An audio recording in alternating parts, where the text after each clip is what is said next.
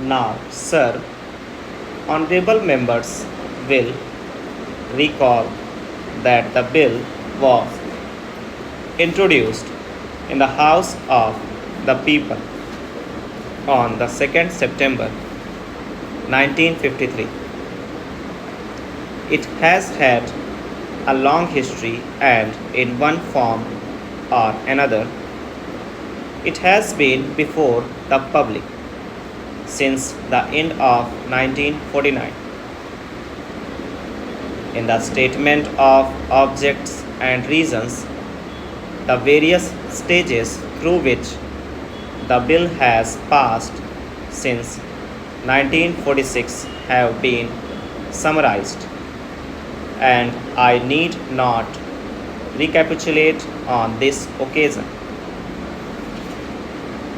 The circumstances in which the then government of India took the decision in early 1946 to initiate an inquiry into the reform of our company law.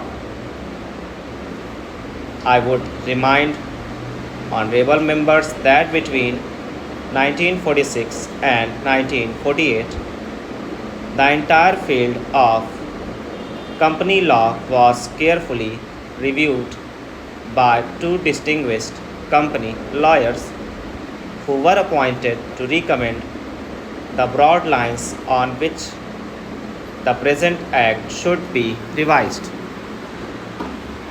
Their recommendations were examined in the then Ministry of Commerce, and certain tentative departmental views which emerged were circulated in a comprehensive memorandum to all recognized trade and industrial associations, bar associations, the high courts, and the state governments that brought us to the end of 1949. Many representations on this memorandum were duly received from chambers of commerce, trade and industrial associations, state governments, and the general public.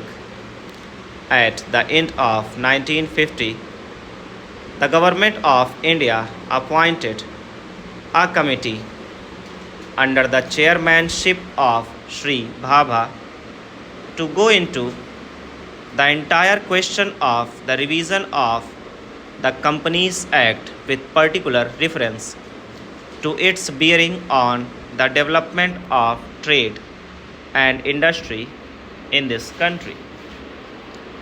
This committee examined a large number of witnesses in many parts of the country and submitted its report in March 1952. This report again was circulated to all state governments, chambers of commerce, trade associations, high courts, and many other bodies. At the same time, a special officer was appointed in the Department of Economic Affairs, Ministry of Finance, to examine the report in the light of the views received from the interested public and to submit proposals to government for the revision of the present act.